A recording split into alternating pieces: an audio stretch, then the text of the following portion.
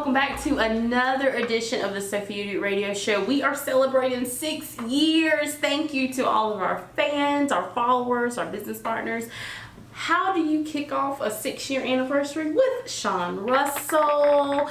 He is the owner of Hedz, original helmets that he actually hand draws, handcrafts, designs. I might can do a stick figure, maybe. It won't be straight either. I can draw a circle. It ain't gonna look like a circle. I don't know what it's gonna look like. Oval. Yeah, like an oval. How you doing? I'm doing great. Good. I'm good. Good. So let's talk about Hedz. What you want to know? Now, there were some things that happened earlier this year. Let's talk about this article in the Greenville News. I saved it, February 14th of this year. And you also received a letter from our South Carolina Governor, Nikki Haley. Yes, ma'am. How did all of that transpire? Well, where do I start? You just with the business or as far as this year? Let's talk about the business and this year, because you had a lot of great recognition this year. Yeah. Basically, let's just put it out there. Everything started with yes. The history of how we came into being back in 2011, going through one of the craziest times of my life, and God had basically sent somebody to me and said, "Hey, you need to go to this conference." And it was a church conference here in Greenville. At the time, we were living in Charleston, and so I was like, "Look, I'm borderline bankrupt. I am going through so much. I have no money to go anywhere." And the guy said, "Look, I believe your destiny is connected to this. You need to go. I believe in what God wants to do for you, so much so that I'll pay for it." And that was the first time that I actually seen somebody come out on that level, Right.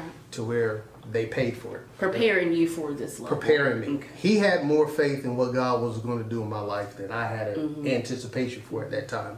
So, got the time off and came up to Greenville for the conference. I rode with him everywhere we went. And when I say I had no money, I had no money. I believe it. My account was in the negative. But this is how God worked. Yeah. Everywhere we went, he said, order whatever you want. So that's how the entire weekend went. And while we were sitting in the conference, I was praying and I said, "God, I need something to be able to utilize the gift that you've given me and to be able to take care of my family, but also to be able to help people and to finance the kingdom." And that night, as we went into worship and prayer, as I was praying and worshiping, it was like the Matrix. I got an instant download for the concept of the business. And that's where the initial concept was born. The name came later on. And so that's basically how we started. And it was just basically God gave me an idea, and I just simply said yes. And the rest of it is kind of lengthy, but the process just started with a yes. And so we eventually started in the garage, and still in the garage for the most part, and that's cool. Yeah. But basically, what ends up happening is that we were praying, and we were asking God, "What do you want? What's next?" And in the prayer time, I was like, "Okay, God." I clearly heard God say, "You guys need to move to Greenville." So we prayed about it, and God opened up doors that were just, we could not do it on our own. Right. So we packed the truck up. People from church helped us. We moved up here, and first year was like, "Okay, God, you say move up to Greenville, you're going to grow the business." We had not one helmet sale the entire first year. And we were like, "Okay, what's going on?" And then God started moving. People started finding out about us. People wanted to partner with us. And so eventually what ended up happening, we just get a phone call this year. And it was Scott Kiefer from the newspaper. And he said, "Hey, we've heard about you. We want to do a story on you." So, well, okay. So initially the story was supposed to run Super Bowl Sunday. So we did the interview over the telephone. He said, "Hey, I want to send somebody out, take pictures." They sent a photographer out, news crew. They came out, did some video, took pictures. And something happened and the story didn't run. on Super Bowl Sunday when it was supposed to. So I was like, okay, God, I'm frustrated. What's going on? And God was like, I got you. I got you. I got you. So it ran the following week, which was Valentine's Day. Yes, right here. Yeah. Because I'm getting an autograph today. Y'all don't know that. So it ran the following week, and that day, within, I would say, maybe within about an hour of us getting the newspaper, we would get ready for church, and we started getting phone calls, and it was just crazy. People wanting to meet with us, and then within about a month and a half, we received another phone call. And it was Fox Carolina News said, hey, we saw the story in the newspaper, we want to do a video. So okay, and so they came out, and during the process of everything, God has just been faithful as far as establishing foundation for what he wants to do. And so our thing has always been, we want to be able to give people what they want, to customize their own helmets for their team. And it's all hand painted, so God is just using us to be able to help people as well. And what about the letter from Governor Nikki Haley? How special was that? It was a surprise because I went to check the P.O. box like normal, and here's this letter, and I'm like, okay, what in the world? And I'm reading it, and I'm like, wow, okay. How often is it you get recognized from the governor? Yeah. And so it was pretty interesting. It was a blessing. So it's put up. So when we have the store, when the everything is, it will be up with everything else. That is awesome. What inspired you? What truly inspired you to actually get the business started? Because you left Charleston to come up here, and how did you have to work your faith and trust in yourself just to do that? Because I don't know if I could do that. I mean, you left everything, and you didn't bring me a plate from Charleston. That's okay. We'll talk about that later. No. How do we work our faith? That's just it. We just did. We had to step out on faith. One of the things that, my wife had been in Charleston for a period. I had been in Charleston for at that point, almost 20 years. Okay. I arrived there in the military.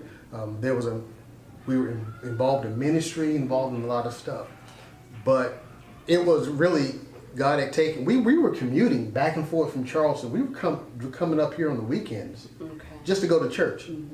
So it wasn't just about the business. There were several different things we wanted to plug in with the church when we were driving.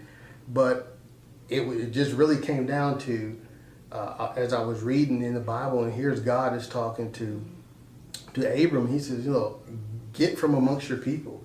Get from amongst everybody that you know, everything that you're accustomed to, everything that you're used to, and go where I send you, and I will bless you. And we were doing good in Charleston. I mean, for my regular job, I was in a prime place. Great days off, great pay, great community. But it really came down to is how bad do you want what God has for you? I understand that. Yeah. So we prayed about it and we did it. It was not easy. It was not easy. It was literally, it was faith. So when you ask the question, how did you work your faith? I mean, we just worked it. Yeah. Because we realized, okay, we got each other, and we're stepping out on faith, trusting what God says, and here we are. And we've just hit 2 years here. Just hit Memorial Day weekend. Yeah, we just hit 2 years here in Greenville, and there are times I'm like, okay, God, I could go back to Charleston. My wife was like, okay, I want to go home. And I'm like, the reality is there are times where you think about going back because you remember how easy it was for you. And it's just convenient to go back. Yeah. But it's never easy when you're setting the trail. When you're the trailblazer, when you're doing something that nobody has ever done before, you're going to get all the brush. You're going to get all the fight, the brush back, and all the going through. It's hard work, but it's rewarding work. Gotcha. So, what makes your helmets different from? I want to buy one from the NFL website, or maybe there's another competitor out there. What makes yours so unique from someone else's? Our tagline is your team, your dream, your way.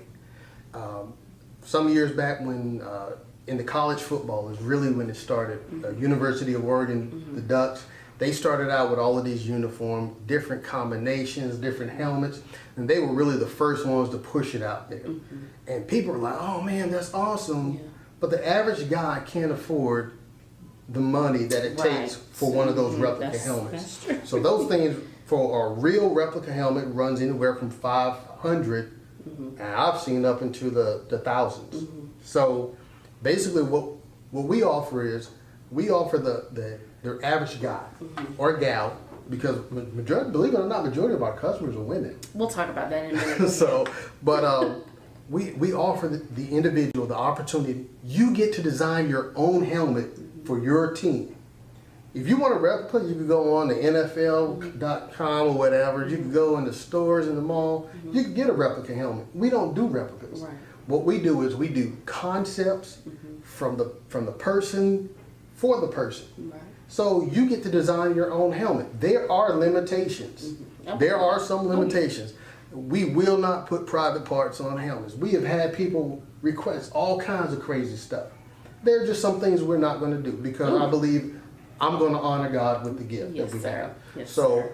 but there are just some things we're not going to do. But we have had the opportunity to do fraternities. We've had opportunity to do all kinds of stuff. Yeah. We even had one guy was like, "Hey, I don't even like football, but I love Batman." So you made him a Batman So we helmet. did a Batman helmet. Wow. Yeah, and he actually hung it up on his wall in his living room. Probably proud of that helmet. He was too. proud. I was That's too proud of funny. it as well. Do you own a hard Hedz helmet?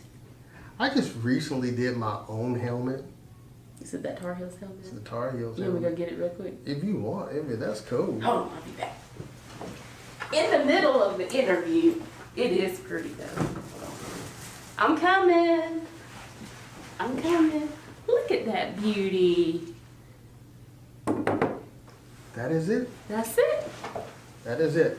Basically, I was looking at the Tar Heels uniforms and everything, and I'm like, oh, that's all well and good, but if this is how I would design the helmet. So it has the classic Tar Heel color scheme, of course, the Tar Heel blue, and the argyle in the stripe, and it's trimmed in silver, and the NC on the side, and the customized face mask. And that's my baby. That is my personal baby. Mr. Tar Heels. Tar Heels. You did a good job with that. I like Thank you. that. So, what is your favorite? I got a feeling we're gonna have a debate in a minute. What is your favorite football team and why?